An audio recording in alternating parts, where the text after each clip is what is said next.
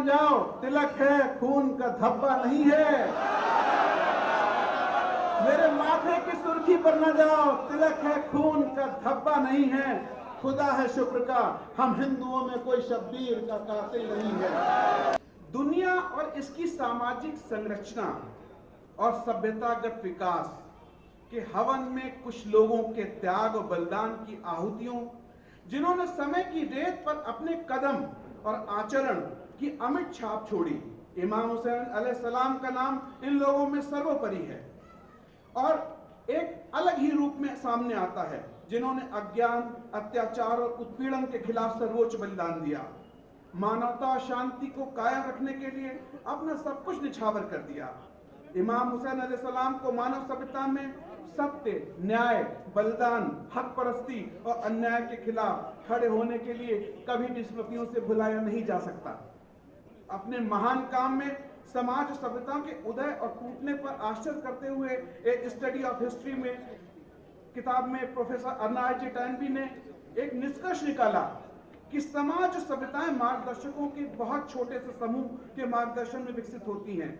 ईश्वर देखता है कि जब कोई समाज बिगड़ता है या बिगड़ रहा होता है और ऐसा लगता है कि सुधार की उम्मीद से परे है, तो ईश्वर उसके प्रतिज्ञानी को चुनता है जो व्यवहार और आचरण में अपने गुणों को प्रदर्शित करता है। ये मानव मात्र के आंख जैसा प्रतीत होता है, जैसे ईश्वर मनुष्य की आड़ में धरती पर अवतरित हुए हों। मानवता को अंधेरे और अराजकता से मुक्त करने के लिए इमाम हुसैन के बारे में प्रोफेसर टैनबी लिखते हैं, हुसैन ईश्वर के अंशों में से एक है, जिन्हें अज्ञानता और उस समय के समाज को सुधारने के लिए भेजा गया था। ये हमारी बदनसीबी है कि महान आत्माओं से सीख लेने के बजाय उनको हिंदू, मुस्लिम, सिख, ईसाई इत्यादि में बांट लेते हैं और इमाम हुसैन की शहादत का गम अमर है और किसी भी समय के बंधनों से मुक्त है। राजनीतिक, आर्थिक या मानसिक दिवालियापन इस तरह से कुछ भी हो सकते हैं जो इस्लाम को आतंक से जोड़कर प्रदर्शित करते हैं। उनको ये सब बोलने करने का मसाला कौन दे रहा है?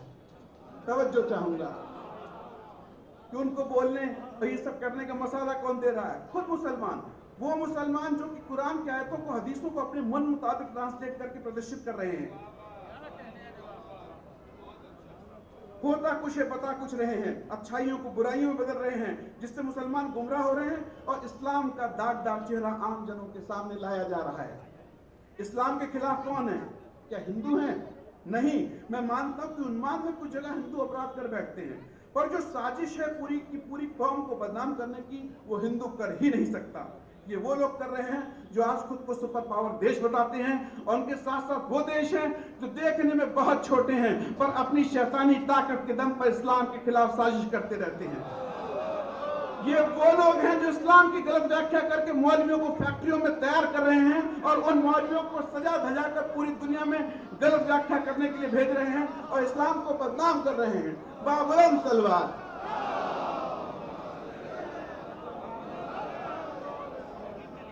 चंद डॉलर के लिए आज मुसलमान खुद इस्लाम का दुश्मन बन रहा है। मॉडर्न दिखने के लिए, अपने आप को मॉडर्न दिखाने के नाम पर इस्लामिक रवायतें जोड़ी जा रही हैं। अहले बैत से इस्लाम को अलग करने की कोशिश चल रही है। हालांकि कोशिश करबला के वाक़े के पहले हजरत अबू तालिब अलैहिस्सलाम के जमाने से चल रही है और आज तक बदस्तूर जारी है कि आप लोग जो बैठे हैं, ये एक वाहिद कौम है जो सचमुच मुसलमान कहलाने के लायक है, जिसने 1400 सालों में ना तो ईमान बदला और ना ही अपना इमाम बदला।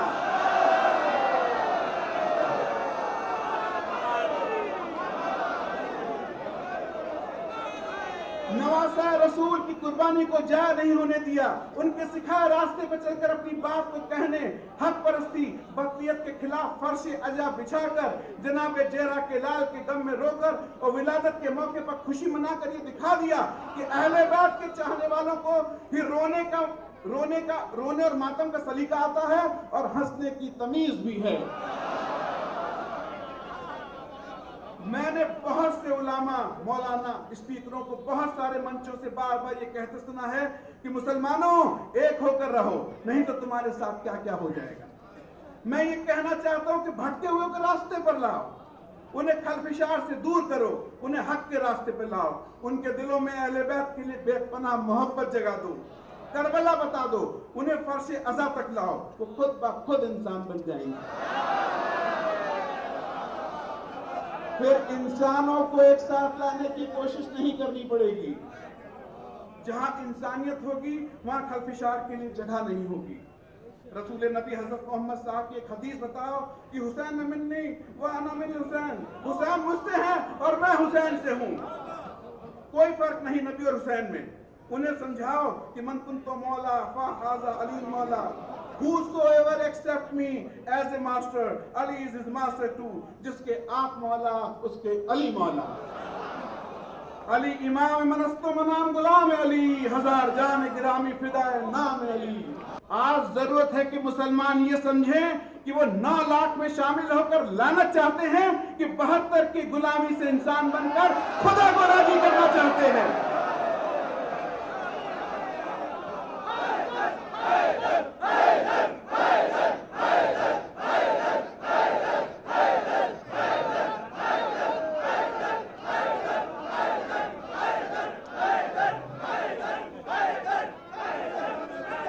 तवज्जो चाहूंगा कि जो भटक गए हैं उन्हें हुसैन का तारुफ कराओ।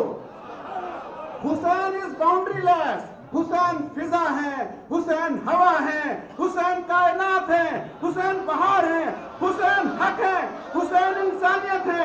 हुसैन किसी एक फिरके के नहीं, हुसैन फर्श से लेकर 7वें आसमान तक है। हुसैन समंदर है, हुसैन पूरी दुनिया के हैं और पूरी दुनिया हुसैन की है। इस मुद्दे को महात्मा गांधी जी ने भी उठाया और आज हम सब के लिए जरूरी है।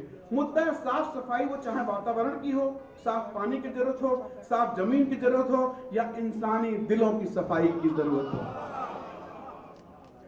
सफाई ईमान का जुज है, या कहें कि सफाई आधा ईमान है, तो ये पूरी तरीके से सही है।